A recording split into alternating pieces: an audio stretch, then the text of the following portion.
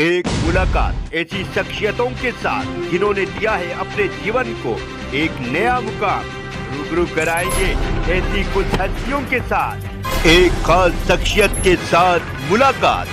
जयदेव पटेल के साथ number 1 India news.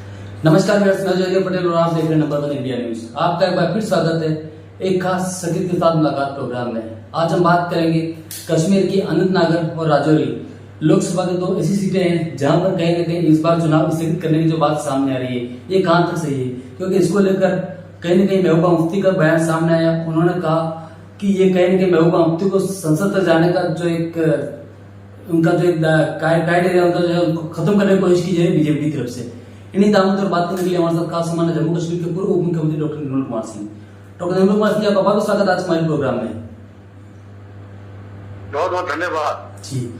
Doctor Nirmal Kumar Singh, आपसे हमारा पहला सवाल है कि कश्मीर के अनंतनागर और राजौरी ये जो ऐसी सीटें हैं लोकसभा की जहां पर इस बार चुनाव स्थगित करने की जो बात सामने आ रही है, इसमें क्या कुछ सच्चाई है और ये कहां तक सही है?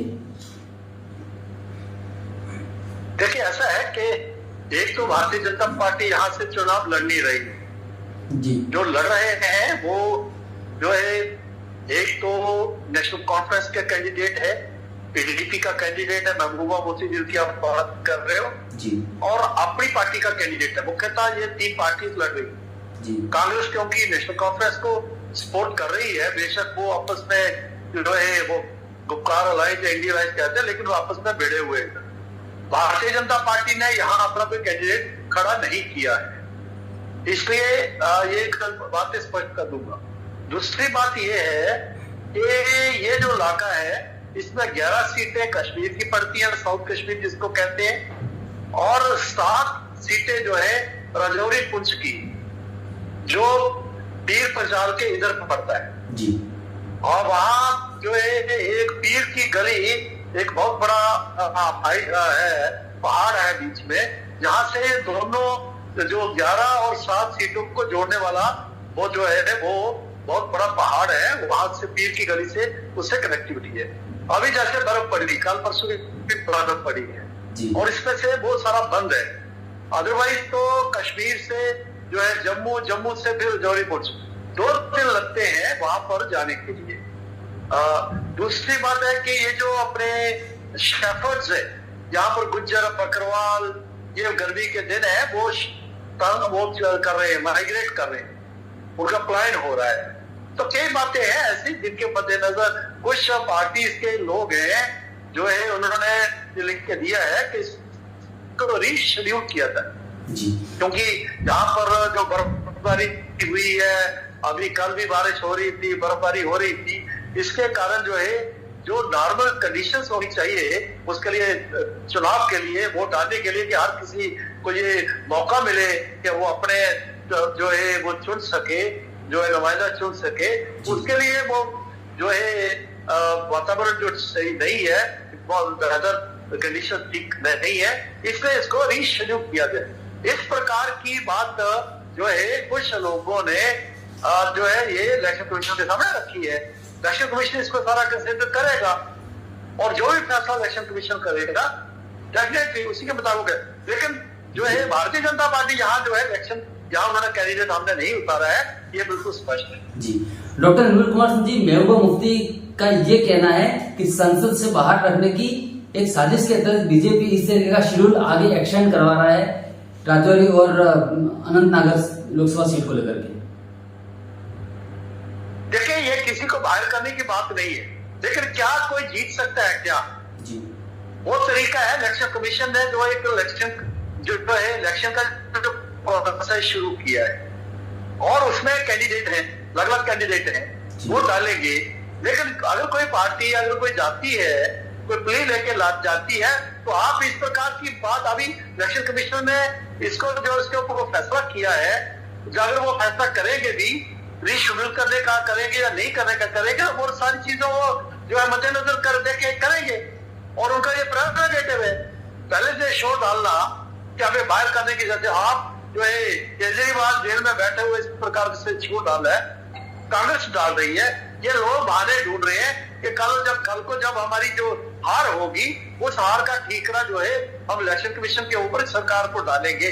इसकी जो है ये योजना है। जी, डॉक्टर निर्मल कुमार सिंह महबूबा मुफ्ती ने तो यहाँ तक कहा कि जम्मू कश्मीर में 1987 में जब चुनाव के दौरान धांधली हुई थी और उसके बाद जो विद्रोह हुआ था, तो क्या बीजेपी विद्रोह करवाना चाहती है? देखिए 1987 में कौन था यहाँ?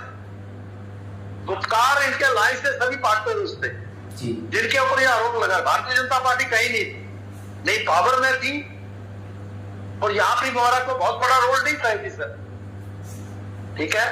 तो उन्हीं के साथ मिलकर तो ये आपस में जो है बाहों में बाहें डाल के बातें करते हैं और वो ठीक हम पर छोड़ रहे हैं। इस कांग्रेस के एक सीधे जो है ये करती है महबूबा जी, उनके गाती है, उनके गाने गाती है, जिस नेशनल कॉन्फ्रेंस को जो है कहती है कि नहीं, जो है जिनके साथ ये गुप्तकार अलायंस बनाया था उन्हीं ने तो किया जी। हमारा भी ये मानना है।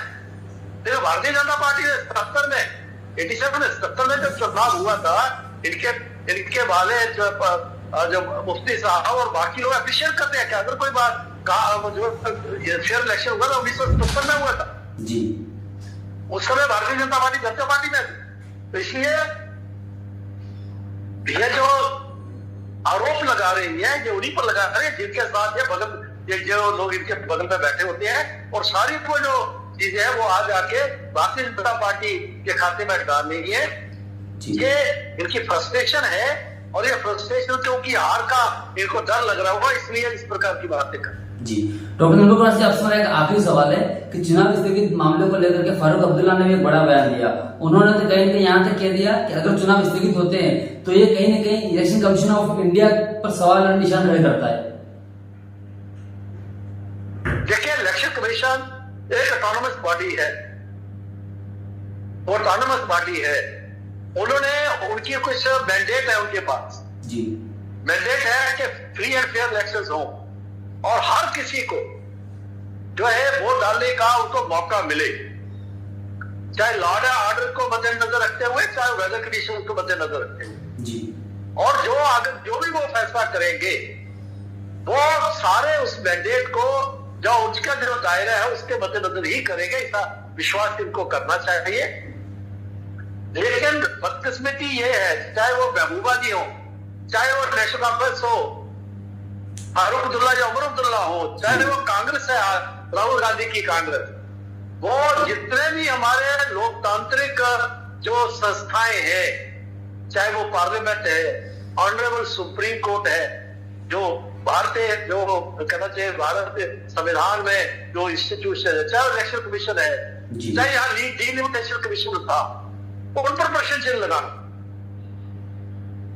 बेसिक बात यह है कि इसको कश्मीर के लोगों ने रिजेक्ट कर दिया है। ये वही लोग हैं जो कहते थे कि अगर 370 जो हटाया गया था तो यहाँ खून की नदियां बहेंगी, आखिर जलेंगे जिस्म जल जाएगी। फारूक अब्दुल्ला कहते हैं, महबूबा मुफ्ती कहती थी, फारूक अब्दुल्ला कहते थे कि हम चीन की मदद से लाएंगे, अभी भी वही कह रहे हैं।